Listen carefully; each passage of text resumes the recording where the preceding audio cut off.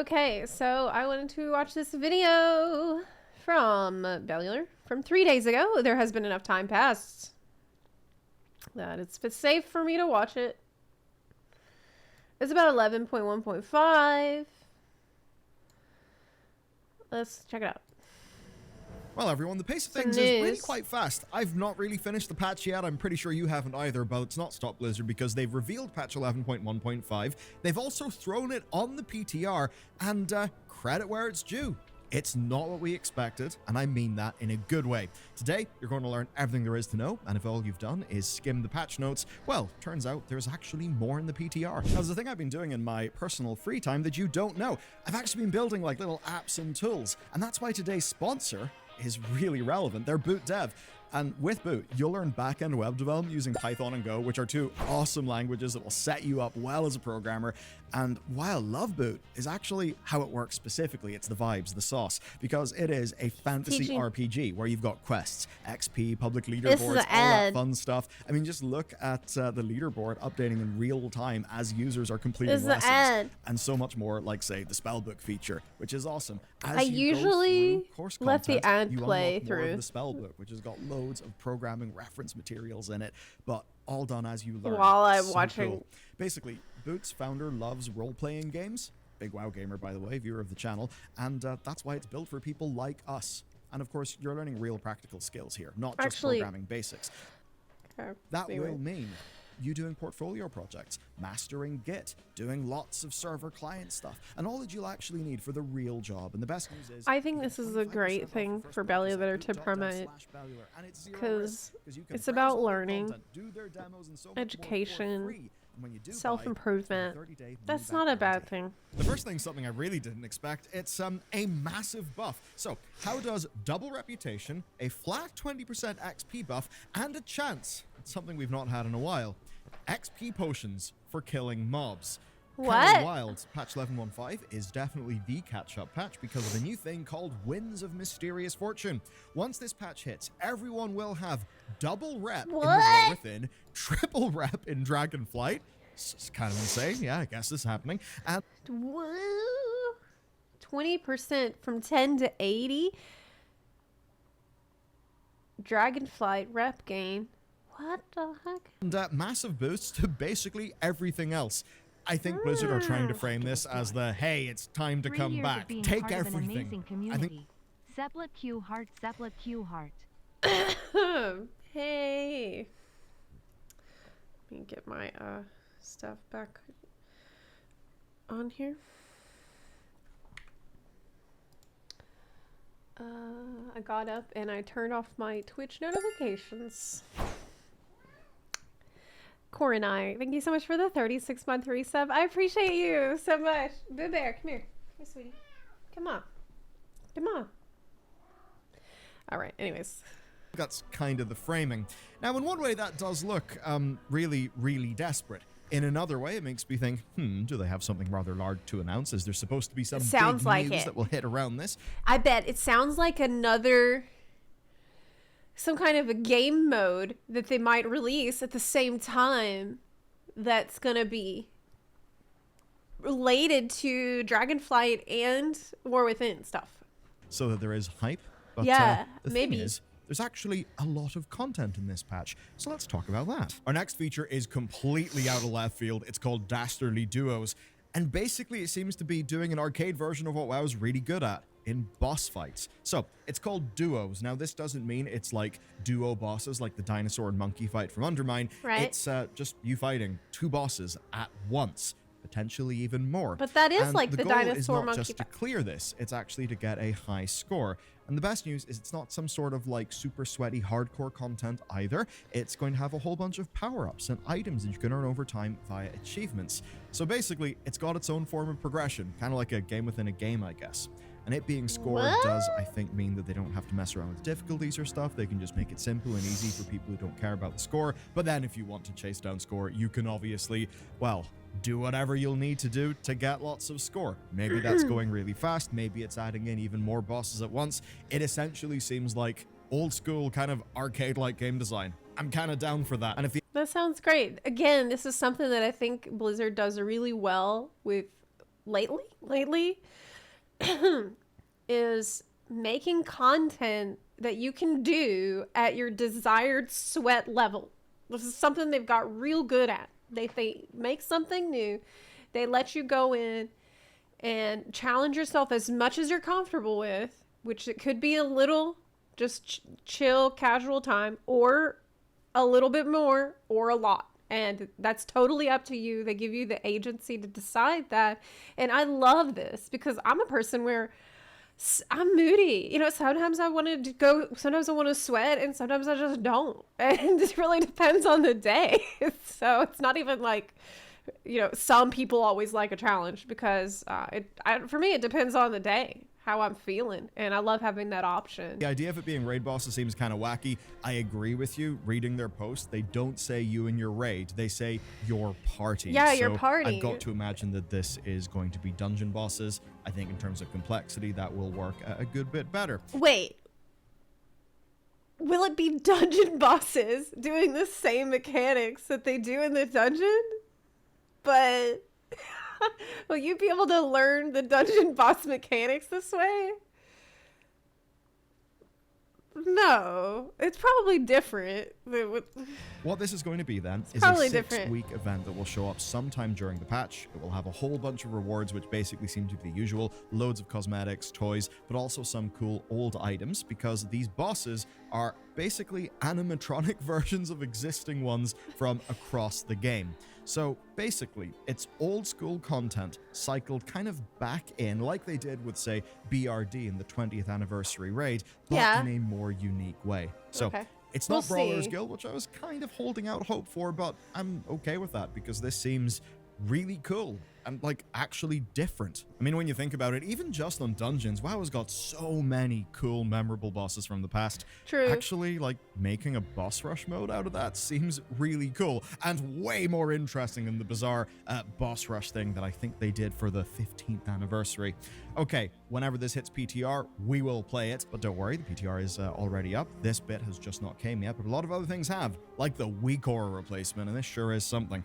So it turns out that the cooldown manager is hitting the game way sooner than we thought. What? I thought this was going to be a 12-0 thing, but... Is this what I was just talking about the other day? I think I was talking about this yesterday. About how the game needs job gauges like we have in FF14. And I'm tired of having to go to weak auras and get a whole thing for every job that I play because my buffs are at the top of the screen and I can't see them half the time. But it's really important for me to know what procs I have and what buffs I have active before I press different buttons. And so we need job gauge. Is this what that is? No, it's actually on the public test realm right now. No way. The question then is, does WoW's weak aura replacement actually replace weak auras? And the answer is sort of yes, but there's a massive asterisk. So here's what it looks like. You'll see that it tracks all of your major abilities in the essentials panel, even your defensives and heals for the right roles, which is all pretty neat. Underneath that then you'll see all of your utility abilities, so that's your defensives, your crowd control. Then there's a buff tracker which shows important buffs as icons, and a bar tracker that shows your most important combat Wow, that is a huge step in the right direction. That's fantastic. buffs. It's kind of cool to have all of this. That's pretty And cool. these have got all the usual edit mode layout options, so you can basically put these wherever you want, whatever size, whatever layout. I think that's basically fantastic. And this could easily replace weak auras for people who are happy to accept decent defaults, which is basically what this will be. And I suppose if common edit mode W. Edit mode keeps winning. Edit mode is so good now. Like, you can get comfortable just using the base UI, and now that it's even going to give you weak auras. This is fantastic. you prefer something that matches the game's aesthetics, right? But if you want... It also isn't going to lag the crap out of your game like weak auras does. But, of course, it might not track everything you need. But I assume this is something that they can iterate on over time. Complete tracking. And things like, you know, a holy bar or like an energy bar replacement in the middle of your screen. Right. Well, this would be a massive downgrade over the very custom solutions that people can make with weak auras. And if you want really good ones, look those. Yeah, I mean, my weak auras are really good. Like, some of them are really good. Really, really good. And advanced. Really advanced. So, I mean, still, it's a step in the right direction. Warcraft's ones are fantastic. So basically the way to think about this is like when Blizzard did the changes to action bars that technically replaced functionality from Bartender or Elf UI for some people, but with the humongous downside, at least for some, that you don't have the crazy amount of like customization options that those add-ons provide. As an example, all I need from the default player frame and target frame is 3D portraits. Literally, give me 3D portraits. Then I won't use Pitbull. That's the only thing that I want. I don't think that they'll ever do that. But I don't want the static portrait. I'm a simple bunch. I like to see people's face. I like to see the face of the enemy as I'm killing them. I like to look at my character's cute face. It's just so cute. And think about, oh, my character's so cute while I'm playing. That's part of my play style. That's part of my enjoyment of the game. I click on your character and I say, oh, your character's so cute. I can see already without even having to go over there and creep on you and zoom in to your face. I can creep on everyone in the raid much faster and more efficiently with 3D portraits. Example right now, you cannot allow or block any specific abilities, and there are some gaping issues. Could just be a PTR thing, but as an example, it does not track Ret Paladin's wing duration when you're using Radiant Glory, and it does not show Crusade stacks. I imagine that kind of thing will be fixed up. There's still odd stuff like it tracks Crusading strikes for no good reason. And for another quirk, I think Havoc Demon Hunter probably doesn't need their taunt to be in the utility section. So there are loads and loads of small issues, but I'm like, I feel like I don't need a weak auras for Demon Hunter. Personally, Demon Hunter is one of those classes that I just feel like I don't have that much going on. Like, I can kind of just look at my bar and see what's available to press because it's not very complicated. Got to imagine that's what the PTR is really here to help fix. So it's entirely up to Blizzard to make sure that this works as a fantastic out-of-the-box default for players and that they don't feel like they need to go and get weak auras. Look. My God, a great point. Move window. Let us move any window. I have to have an add-on for this, and I actually didn't realize that it's from Final Fantasy XIV that spoiled me on this. Being able to move any window anywhere. I just got so used to this, I can't live without that functionality. And so I always have to have move any installed, but it would be great for that to be a default thing.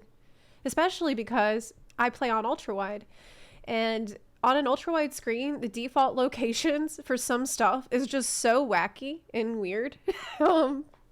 Like, I have to move it towards the middle so I can see things better. And I don't like using LVUI. I used LVUI for years, actually. But I guess I wanted a more WoW style aesthetic. I feel like LVUI is almost too sleek and too smooth. I felt like it's a little sci-fi, if that makes sense. I prefer the UI to look more like Blizzard.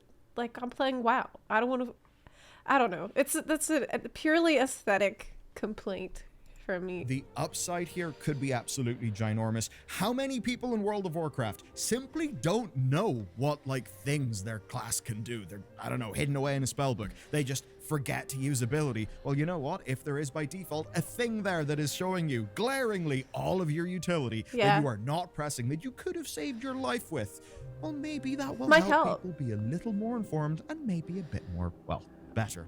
I think so. Next I definitely think so. We're going to be doing some Arathi LARPing. Okay, technically I lied. It's not live action roleplay, but what it is a new event. So, do you want to be called a Stalwart, an Ardent, or an Arrow Knight, or maybe a Sacred Templar? These are all things that you will be able to get in this patch. Everyone assumed the Sacred Templar. Ooh, I like that. Nightfall, which is the name of this patch, was going to be some sort of Hallowfall related thing, and we were right. It's more Arathi. It's full-blown Arathi, and that's pretty good. they're a cool bunch. Everyone loves the We're going to be joining a Wrathy. new unit called Flames Radiance to defend Hallowfall from the Sareki Nerubians in a last-ditch effort now that they've basically lost their queen. So, yeah, they're Right, basically just going a bit crazy. They're going Now, crazy. there's almost certainly more to it. I'm sure there will be lore implications, but that's what we've seen so far. Hallowfall and Ash-Kahet will be getting a whole bunch of new content, basically around whatever kicked off this sort of new wave in the Arathi and Hallowfall sort of war. Now, this is up in the PTR. It's basically more like what we've come to expect. So it's a world event in a way like Theater Troupe or Surge Pricing, but, well, thankfully it's more about murdering spiders and doing Arathi things. Okay. That's basically all that's No, up but for now. I saw on Wowhead that they had found some new mounts coming in this patch, and that one of the new mounts is going to be a cat. It's going to be a lynx. That's like grayish white, and I bet it's from his people. Yes, let me show you. Let me show you right now. It's really important. It's very important. Okay, look. Luke. Yes. Radiant Imperial Lynx. This is a big deal. This is an all hands on deck mount emergency. Good. Cute cat you can get from the patch. Very important. Now, I and need I'd say that. Overall, it is perfectly fine world Perfectly good. content. It's maybe not as interesting as we would have hoped. That being said, there are Cat. other things that are pretty damn cool in this patch to make up for that, like horrific visions, which I'll get to soon. And what is actually cool is they're doing a full-fledged renown with this. But the renown's actually got a few more neat things. Number one, right? New armor, new weapons, new dirigible colors, and you get a tabard. Now, the tabard will match your rank with I the don't renown. care for this outfit. So basically, it'll get like No. cooler and cooler as you go through the renown. Your I do not like this outfit. I feel like the belt could be useful, and I like the cloth, like bandage gloves. rank then directly buffs you in the zone as well. So if you definitely want to be like the light strongest soldier, have some sort of ego trip mowing down legions of spiders, basically, that's what you'll be able to do in this. So overall, I'm going to say it's not looking stunning in terms of like, oh man, crazy content, crazy game design. No, it is a slice of World of Warcraft content. That being said, WoW is an RPG. It's nailing the theme. They've got some really, really cool rewards. And if I even think about, say, the Lamplighter stuff, well, you know what? Actually, theme goes a long way. And even though the Lamplighter stuff is kind of just a bunch of bonus objectives, it feels better because the theme is banging. So they've actually nailed that here. Now, I think that it's great that they're adding an event where it's like the consequences of what's happened in Nerubar Palace, the raid, from a story point of view. So you killed their queen. Now there's going to be fallout from that we need to deal with. It's not just everything's going to be hunky-dory and there's no problems and there's no consequences. Like, this kinds of things happening, I think, add to the impact of actions that you make in the world. And you see, like, how this affects different people. Like, these things mattered. They mattered to the world. And, man, the Arathi especially. The Arathi have the worst life out of anybody in this whole Khazalgar. Like, my god, Arathi have it bad, real bad. Like, I feel like the Earthen, obviously, you know, they have their own struggles, serious ones, but they got to live, a lot of them get to live up there in the beautiful Isle of Dorn, and I see some of them are napping in the meadow with flowers around. They have these cute little sheeps, and then, you know, spider people, they're clearly pretty comfortable down there, and that's their house. They live in the darkest, deepest pit. There's spiders that seem comfy there. Arathi, though, dude, they are like assaulted on all sides. There's Cobus that come out of the water, and like horrible void monsters that come out of the water and kill people, like drag them underwater and eat them. There's people being turned into zombies. On the other side, they're being attacked by bugs, gigantic, horrible bugs too. At night, the crystal turns purple, and like there's like squid creatures in the sky, and everyone there is like so chill about it. Well, they're not super chill. They're the type of chill that you are when you have a lot of bad things happen to you. Which everybody knows somebody like this who's like, oh well, just gotta keep a good attitude. We're here together. We're in this together. I feel like that's how you survive in such a bad situation. I am on a tangent. Let's just continue watching the video. What's on PTR does look to be early, so I've got to imagine that it will progress and maybe things will be looking a little bit better as the weeks go on. Now it's time for horrific visions. These are so exciting to me, but the worst fear that a lot of us has is Blizzard would just flick the on switch back to the on position and leave it at that and basically do nothing. Right. No, they've not done that. They've actually put in the work. Thank God. It actually looks pretty damn cool. So the horrific visions are coming back as they are, but with a bunch of new additions. It's not a copy paste. The good news here for casual and solo players is you get NPC companions, if you want that is, who can tank, DPS, or heal for you. Ooh.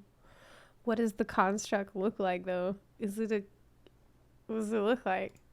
So is it a sexy like the man? Stressful side, well, sort of take that away. But of course, if you want challenge, Is it a husband? No. there is even better news. Blizzard have added more difficulty levels. They have brought back all 5 of the challenge masks, and they've added 3 more challenge masks. Plus, on the higher difficulties, you can earn up to heroic gear. I am very happy to hear this. Now, even if you're doing them on the easier modes, they will offer item level 626 gear, at least according to the in-game tooltip right now. And for completing the achievements, you'll even be able to earn the right to buy 658 heroic weapons. Pretty sick. So basically, this is Catchup, but it's Catchup that's returning via solo and party content that's actually a really well-designed game mode. This thing was so cool back in the past in Battle for Azeroth, but it did have a lot of usability problems, like the way that you would enter Heroic weapon, and you can solo this and do it in your own time and get a heroic weapon. That's awesome. You had to farm up a resource. That junk is all gone. You can go and do it. And certainly the culmination of all this stuff is that when you open up the event tab in PTR, holy shit, there really is there's a lot of stuff to do. But okay, back to the visions. They're not super connected to the story. It's very specifically us revisiting these visions with the help of the Bronze Dragon Sora Dormi. Apparently, N'Zoth used the Black Blood quite a bit as well, and we're basically just investigating them just to be sure. Okay. I've got to imagine there will be lots of very juicy lore tidbits, though. I mean, the last time that we time traveled to Old Gods in, Dragonflight, we inadvertently told N'Zoth what timeline was going to happen. At least up until, a certain point. We did?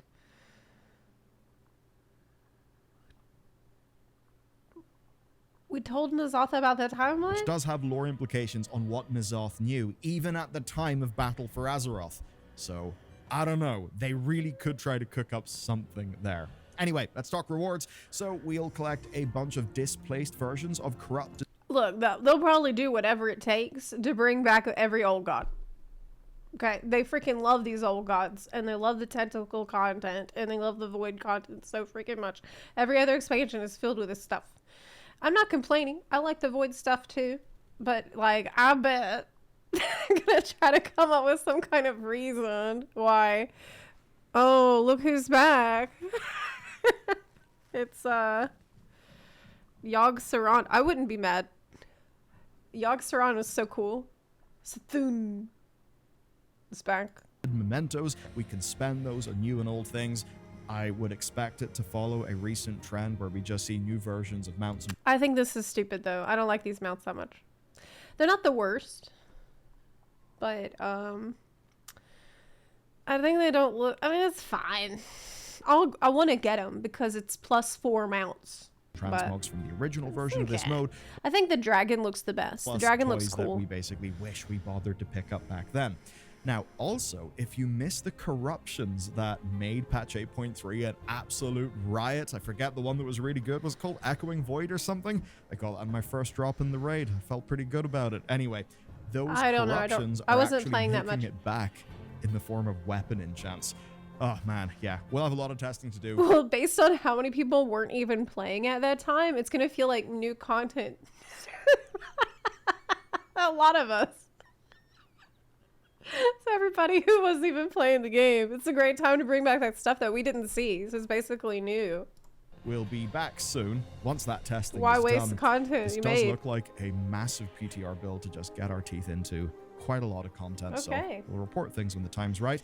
That being said, overall, this patch is looking more substantial than I thought. It's also looking more interesting than I thought. That's a The link. whole duos thing is genuinely new. I haven't really seen that before, so I'm keen to see what they cook up. But okay, that's it for today's news episode. That being said, good lord, a lot's going on, so if you want to check out the latest for 11.1, watch this video I like next. that. That was very informative and interesting info about what is coming in the patch. So when is this patch coming? The patch is currently being tested on the PTR bit by bit, but do we know anything about a release date? Speculated to be released before May. That's the speculation. So we don't know. We don't know, of course, but soon. I'm pretty busy at the moment. I don't really even need the new gigantic amount of content that this patch seems to have yet. I am, season 2 just started, and we are going to be busy buns doing the raids, doing M+, doing delves and stuff. So I'm happy. I have a ton of content, a ton of things to do. I'm having a great time, and I'm happy to hear that probably about the time that we start running out of things to do, we are going to get a bunch of new stuff straight away. So that's awesome. They're feeding us content, and I appreciate it. It's nice.